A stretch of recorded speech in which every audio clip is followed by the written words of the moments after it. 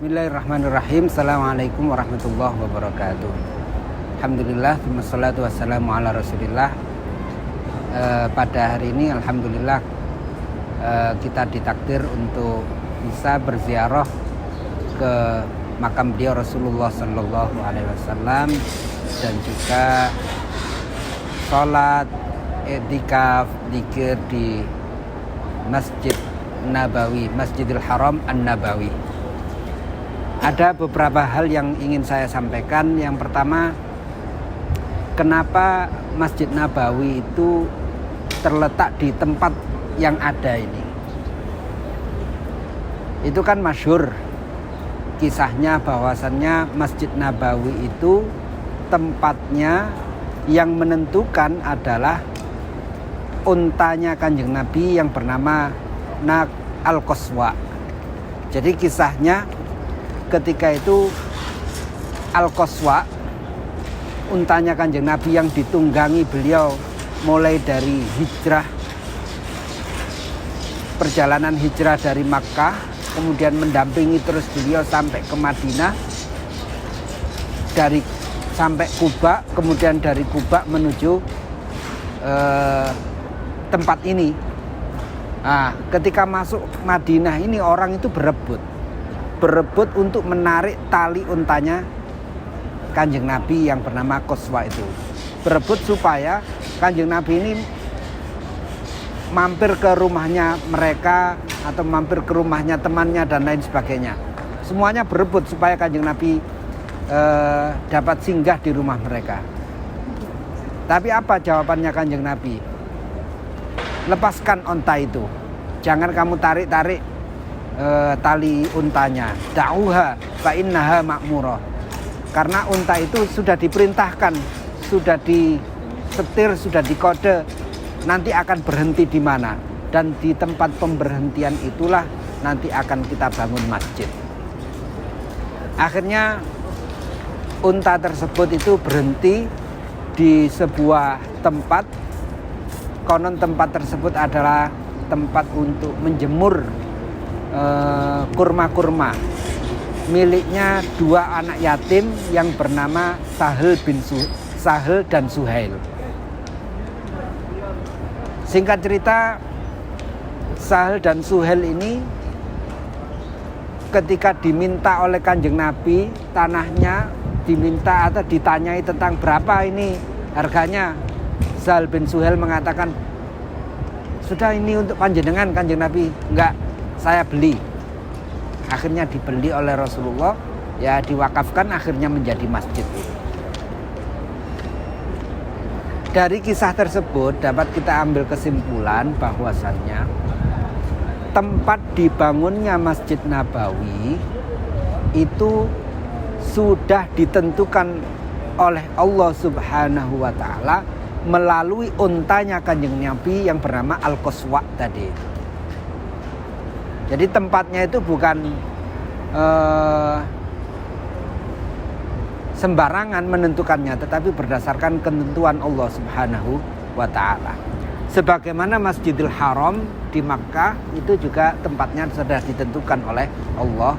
Begitu juga dengan Masjid Nabawi ini. Terus gini, apa pentingnya atau apa keutamaannya Masjid Nabawi ini? Oh, banyak sekali keutamaannya. Kalau hadis yang masyhur, ya, Nabi sabdakan, beliau menyampaikan bahwasannya sholat di Masjid Nabawi ini pahalanya 1000 kali lipat lebih baik atau lebih banyak daripada sholat di masjid yang lain. Sholatun fi masjidi hadza afdalu min alfi sholatin fi ma siwahu illal masjidal haram. Sholat di masjidku ini itu lebih utama 1000 kali daripada sholat di masjid yang lain kecuali di Masjidil Haram Makkah. Tapi lebih dari itu, ada banyak hal yang perlu kita pahami bersama tentang keutamaan Masjid Nabawi ini. Yang kedua, tentang keutamaannya, kalau tadi itu keutamaan pertamanya, Keutamaan yang kedua adalah bahwasannya di Masjid Nabawi itu ada raudhah. Apa raudhah itu? Raudhah itu artinya taman. Yang dimaksud oleh Kanjeng Nabi adalah di dalam Masjid Nabawi itu adalah ada sebuah tempat di mana orang itu kalau berdoa di tempat tersebut itu dikabulkan oleh Allah doa-doanya. Kenapa? Karena itu adalah bagian dari pertamanan surga. Lah orang itu kalau di surga apapun yang diminta itu dikabulkan. Sebagaimana di raudhah ini itu apapun yang diminta oleh seorang hamba itu akan dikabulkan oleh Allah Subhanahu wa taala. Dawuh Kanjeng Nabi, sabdanya Kanjeng Nabi, ma baina baiti wa mimbari raudhatun min riyadil jannah wa mimbari ala haudi. Tempat di antara kamarku dan mimbarku adalah taman dari beberapa pertamanan surga, dan mimbarku itu berada di atas telagaku. Terus keutamaan selanjutnya, keutamaan yang ketiga, bahwasannya Masjid Nabawi ini termasuk 3 masjid yang disebutkan oleh Kanjeng Nabi kita itu harus berusaha sekuat tenaga dengan mengeluarkan harta, tenaga, meluangkan waktu untuk pergi ke tempat-tempat tersebut. Ada 3 masjid yang disebutkan oleh Kanjeng Nabi: Masjidil Haram, Masjid Nabawi, dan Masjidil Aqsa.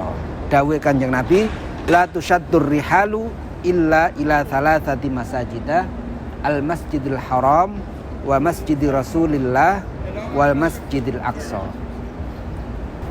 Keutamaan yang keempat, ini penting, bahwasannya Rasulullah itu terlibat langsung di dalam pembangunan Masjid Nabawi ini.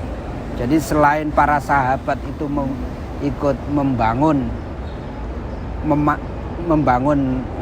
Masjid Nabawi ini, Rasulullah terlibat langsung. Bagaimana terlibatnya? Dalam banyak hal. Misalnya mengatur siapa yang bagian mengaduk tanah untuk dijadikan ini dinding itu.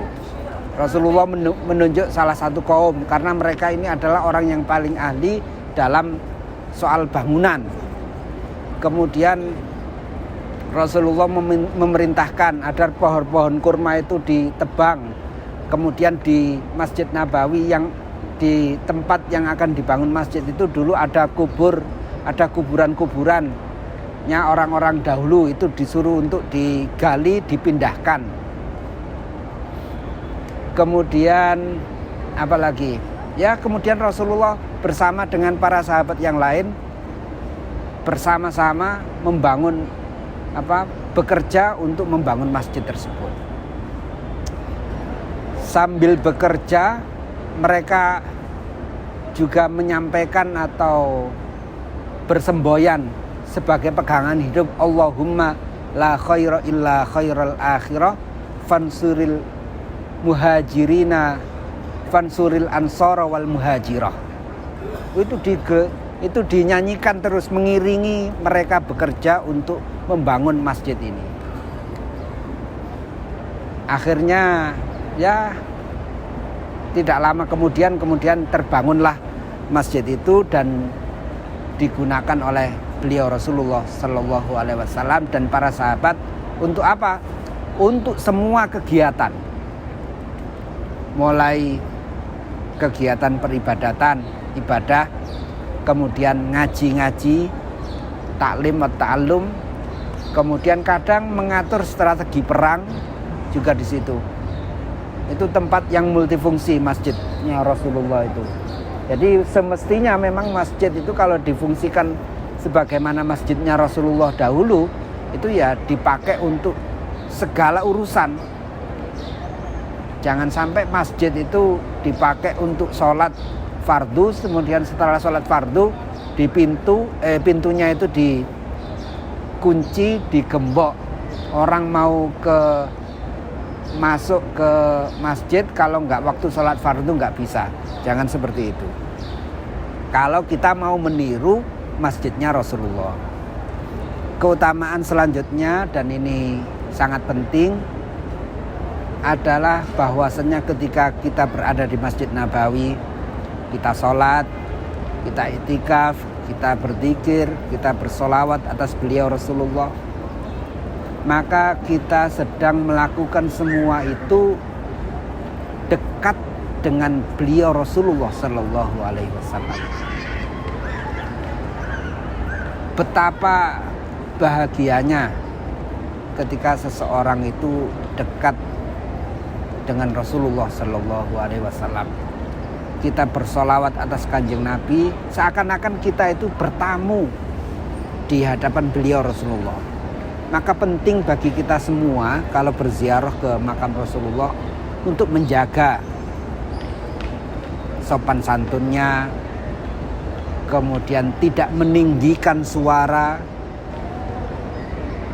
di dekat Rasulullah. Banyak kita lihat orang-orang itu kalau berdesakan untuk menuju Raudhah, karena desakan mereka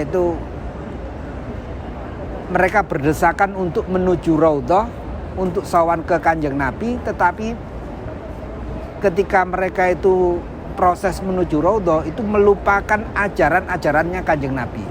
Ajaran apa? Tidak menyakiti orang lain. Ada yang saling sikut, saling dorong, kemudian saling merebut urutan.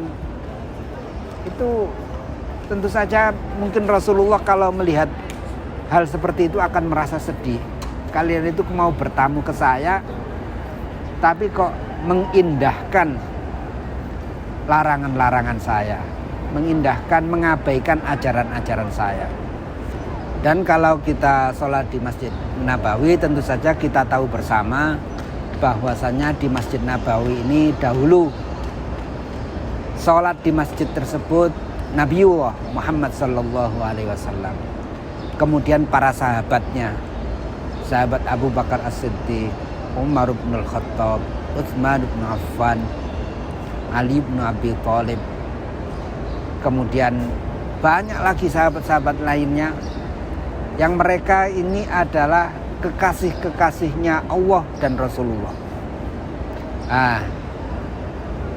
Kita berusaha agar yang kita pakai, kaki yang kita pijakkan, kemudian dahi yang kita pakai untuk sujud, atau lantai yang kita pakai untuk sujud itu, kita berharap itu adalah tempat-tempat yang dahulu digunakan oleh Rasulullah dan para sahabatnya, sehingga kita mendapatkan keberkahan dari semua itu. Akhirnya itulah yang dapat kita ceritakan tentang Masjid Nabawi. Tentu saja tidak akan habis kalau kita bicara tentang keutamaan-keutamaan Masjid Nabawi, tetapi paling tidak beberapa hal tersebut bisa menjadi pelajaran bagi kita semuanya, dan semoga kita semuanya